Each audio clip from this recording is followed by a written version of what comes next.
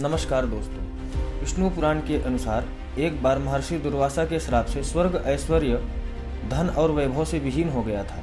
इस समस्या के समाधान के लिए सभी देवगण भगवान श्री हरि विष्णु की शरण में पहुंचे।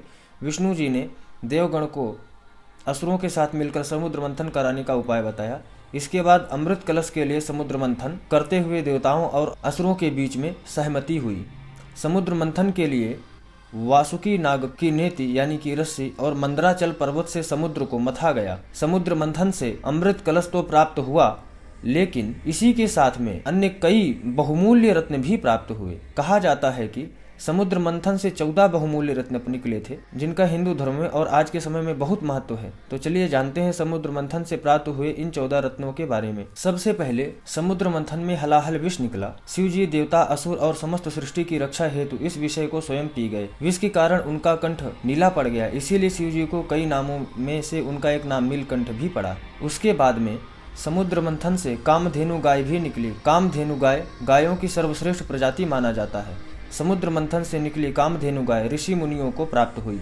उसके बाद में सफेद रंग का उच्चैःश्रवा घोड़ा, जो कि आकाश में भी उड़ सकता था, यह भी समुद्र मंथन से निकला। यह घोड़ा असुरों के राजा बलि को दिया गया। इसके बाद में सभी हाथियों में श्रेष्ठ ऐरावत हाथी भी समुद्र से निकला। सफेद रंग का इस अद्भुत हाथी को उड़ने की शक्ति थी, इंद्रदेव को प्राप्त हुई और उन्होंने इसे अपना वाहन बना लिया। बहुमूल्य रत्न कौस्तुभ मणि भी समुद्र मंथन से निकली। इस दिव्य तेज वाली मणि को स्वयं भगवान विष्णु ने धारण किया। दिव्य औषधि वाला कल्प वृक्ष भी समुद्र मंथन से निकला, जो इंद्रदेव ने ले लिया। सुंदर अप्सरा रंभा भी समुद्र मंथन से निकली। यह देवताओं को मिली, जो कि इंद्रदेव के सभा में नृत्यांगना बनी।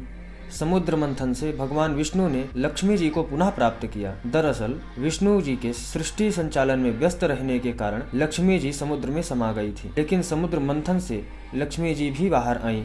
लक्ष्मी जी ने स्वयं भगवान विष्णु के पास जाने का निर्णय किया। वारुणी एक प्रकार का मदिरा है, जो कि समुद्र से निकला। वारुणी यानी कि मदिरा असुरों को प्राप्त हुआ। चंद्रमा भी समुद्र मंथन से निकला। भगवान शिव ने इसे अपनी जटाओं में धारण कर लिया। दुर्लभ और बहुमूल्य शंख पांचजन्य भी समुद्र मंथन से निकला। इस शंख को भगवान विष्णु ने अपने पास रखा। समुद्र मंथन से निकले पारिजात वृक्ष का हिंदू धर्म में खास महत्व है। पूजा में पारिजात के फूल चढ़ाना शुभ माना जाता है। चमत्कारिक धनुष सारंग समुद्र मंथन से निकला था, जो कि भगवान विष्णु को प्राप्त हुआ। आखिर में समुद्र मंथन से अमृत कलश निकला। भगवान धन्वंतरी अमृत कलश को लेकर समुद्र मंथन से निकले। देवताओं और असुरों के बीच अमृत को प्राप्त करने के लिए विवाद हुआ, लेकिन भगवान विष्णु ने मोहिनी रूप धारण कर देवताओं को अमृत पान करा दिया।